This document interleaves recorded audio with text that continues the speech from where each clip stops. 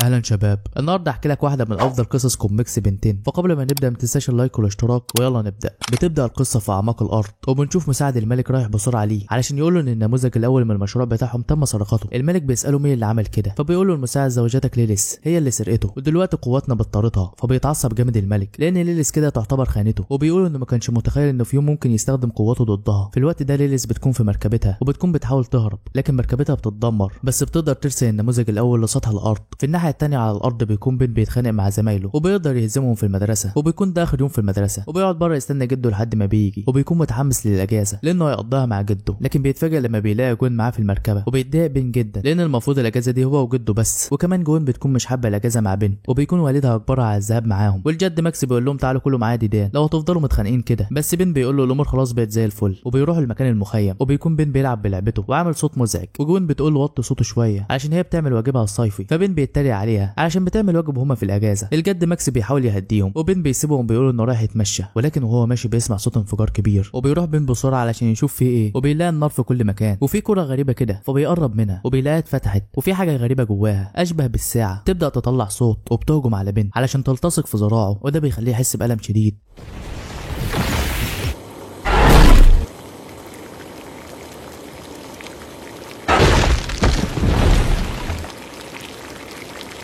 ومش عارف بن جاب الجرأة ازاي انه يفضل يضرب في الساعة لحد ما بتوقف والقلم بيروح عن بن، لكن بتكون الساعة لزقت فيه خلاص وبقت جزء من ايده. بيحاول بن يهدي نفسه ويجرب اي حاجة علشان يحوش الكائن الغريب ده، لكن مفيش اي حاجة بتنفع.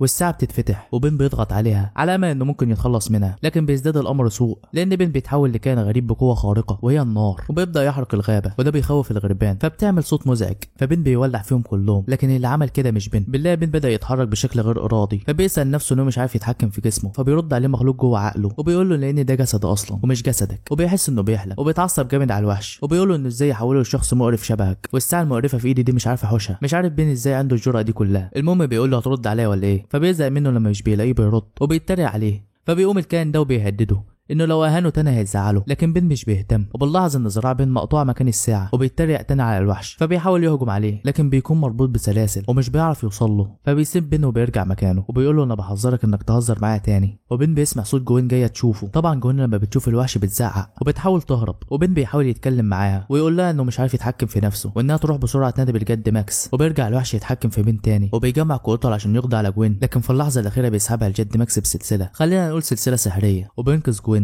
لكنها بتتصفي عينيها. وبيقول ماكس للوحش انه يخليه يندم على اليوم اللي طلع فيه للسطح. بيحاول بين يتكلم وبيقول ان هو اللي جوه الوحش، لكن الوحش مش بيخليه يتكلم وبيقول خلينا نشوف جدك ده هيعمل ايه، وبيقول له وريني نفسك يا ماكس. فبيلاقي السلسله جت في وشه بالطياره وبيقول لماكس انه هيقتله، لكن ماكس مش بيهتم وبيحاول يهجم على ماكس بكل قوته، لكن ماكس بيتفادى كل الضربات وبيرجع ماكس يهجم عليه. الوحش بيقول له مش كل مره يا عجوز انت هتاخد عليا ولا ايه، لكنه بيلاقي السلسله طيرته تاني. في الوقت ده بيحاول بين يتكلم ولا يقول اي حاجه، لكن الوحش بيسكته، وماكس بيقول للوحش انه يقول مكان حفيده فين وهيفكر انه مش هيضربه جامد. الوحش بيقول له انه قتل كتير من البشر اشباهك لما حاولوا يصبحوا اقوياء مثلك وكان مصيرهم الموت على ايدي. ماكس بيقول له انا جبت اخري منك خلاص، وبيهجم عليه الوحش لكنه طبعا بيتفاداها، وماكس بيستعد وبيضرب الوحش، لكن المره دي الوحش بيتفادى وبيقرب منه وبيقول له مش هتقدر تعمل حاجه المره دي، لان ماكس مش بيعرف يهجم غير لما بيكون الوحش بعيد علشان يقدر يضربه بالسلسله، وبيكون الوحش يضربه، لكن بين بيتحكم في جسمه وبيمنعه من اذيه جده وبيقعد يتصرف بطريقه غريبه. حتى ماكس بيستغرب من تصرفاته المثيره للشفقه، وبيرجع الوحش يتحكم في نفسه تاني وبيكون هيضرب ماكس ضربه تقضي عليه نهائيا، لكن بين بيتحكم فيه وبيسدد الضربه في مكان تاني. وبيحصل ده كذا مره انه بين بيمنع ضرب جده، وبتكون الضربات سهله جدا انها تقضي على ماكس، وده بيخلي ماكس يفكر انه ما يخاطرش لانه ممكن يتفرم. وبنلاقي ان السلسله لونها اتغير وبقى لونها ذهبي وكمان لون عين ماكس، والوحش بيستغرب من لون عينيه وبيقولوا ان اول مره يقابل بشر بعيون ذهبيه، لان العيون الذهبيه تعني ان الشخص ده عنده قوه كبيره جدا. المهم ماكس بيمسكه وبيضربه يطيره وبيرجع بقى يشتغل بالسلسله بتاعته لحد ما بيخلي الوحش يندم فعلا، وبيتعب ماكس من المجهود اللي عمله وبترجع عينه زرقاء تاني. فبتكون فرصه للوحش انه ممكن يقضي على ماكس، لكن ماكس مش بيديله الفرصه دي وبيضرب فيه لحد ما بيخليه ينزف حمم. والوحش بيقول لماكس انه كسب المره دي وانه يجهز نفسه للمره الجايه لانه يسحقه واستمتع بحياتك الكام يوم الجايين عقبال ما دمرك.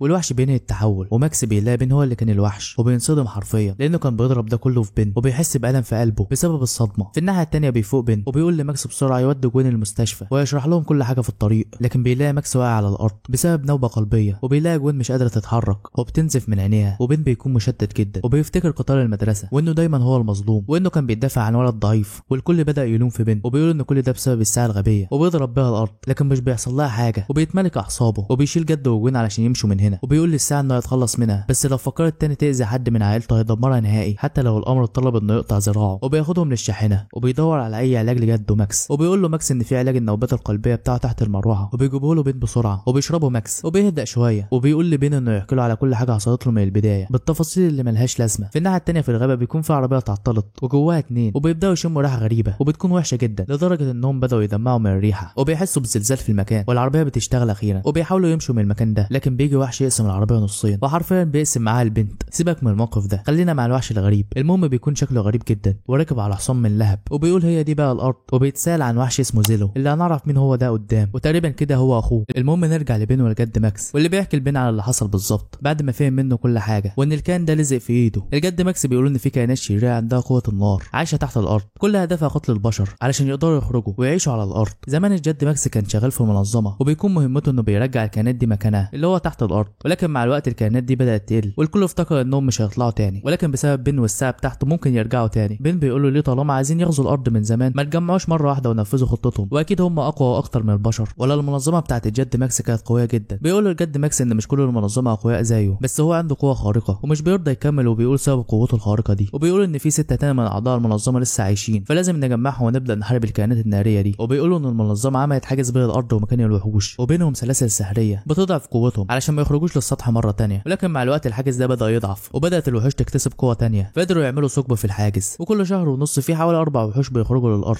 فبين بيساله ازاي ما حدش بيشوفهم ولا بيسمع عنهم حاجه. الجد ماكس بيقول له اكيد عندهم طريقتهم بس في حاجه غريبه جدا فصيله الوحش اللي مسيطر على بين اسمه الانفايرونيت وده نوع انقرض من زمان بجانب 6 انواع تانية قويه جدا فانهم رجعوا تاني ده يعني ان في كارثه وهما بيتكلموا بيحصل زلزال تاني وبيعرفوا انه واحد من الوحوش وبين بيقول لازم نمشي بسرعه. فالجد ماكس بيقول له انه مش عايز يحطه في الموضوع لكن انا تعبان جدا ومش هينفع اسيب الوحش ده يقتل الناس وبيقول لبين انه لازم يستخدم الساعه مره تانية لكن بين بيرفض لان بسبب الساعه دي الجد ماكس صاب بنوبه قلبيه وجوين اتعورت في عينيها. فالجد ماكس بيقول له انه مش خطأ بين باقي الوحش كان متحكم فيه فما يلومش نفسه. بين بيكون رافض برضه لانه ما كانش قادر يتحكم في الوحش اول مره فتاني مره كده يحصل نفس الحاجه ولكن بيصدد الضربه بعيد وده لان بين كان بيتحكم فيه وبيمنعه وبيبدا الجد ماكس يتعب تاني وبيقول لبين انه دايما وهو صغير كان بيقول انه عايز يكون بطل دلوقتي جت فرصته علشان يكون البطل ده وماكس بعد الكلام ده بينام وبين بيكون فاكره مات. المهم بين بيقرر انه يروح يقضي على الوحش وبنشوف الوحش ابو حصان ده في الغابه وبيكون بيدور على ليليس وبيكون معاه وحش صغير عباره عن قنبله لاخراج وحش اكبر وبيقولوا انه هيعمل شويه شغب علشان ينزلوا يجي وبيكون في مخيم في الغابه والناس فيه بيحسوا بهزه ارضيه وبالله ان في وحش ضخم جه وبدا يقضي عليهم كلهم وبيطلع من الوحش ده وحوش شبهه بس اصغر في الحجم وبيبداوا برضه يقضوا على الناس وبيكون في طفل خلاص الوحش هيدوس عليه لكن بيوصل بين في اخر لحظه وبينقذه وبيقولوا للكل يطلعوا بسرعه وبيقولوا ان ده مجرد عنكبوت ضخم هيدمر العالم حاجه مش مخيفه يعني مش مخيفه فعلا بس بيكون بيشجع نفسه وعايز يستخدم الساعه لكنه بيكون متوتر جدا لانه لو اتحول مره تانية ممكن ما يعرفش يسيطر على نفسه ويبدا هو اللي يدمر العالم وبيكون مش عارف يعمل ايه بس بيجمع شجاعته وبيفتكر الجد ماكس وباقي البشر الابرياء اللي ممكن ينقذهم وبيقول للساعه انها مش هتقدر تتحكم في المره دي وبيضغط عليها وبيبدا يتحول ولكن المره دي بيكون وحش مختلف عباره عن كريستال وبيكون اسمه اوبسيديان وبيكون بانفعاله مره تانية وبيقول يا ترى مين اللي هيتحكم فيها المره دي. اكيد الوحش بتاع اول مره تاني بس بيبص وراه بيلاقي وحش تاني خالص وبيتوتر اكتر علشان كده يضطر يتحكم في وحشين وده هيكون اصعب بس الموضوع ده بيكون غلط. المهم بيقول للوحش ده انه يسيبه يتحكم في جسمه لانه لو ما سمعش كلامه يحصل له زي صاحبه التاني فلازم تسلم له كل قوتك وتستسلم تماما يا كده او هكسر عظمك. مش انا اللي بقول كده ده بن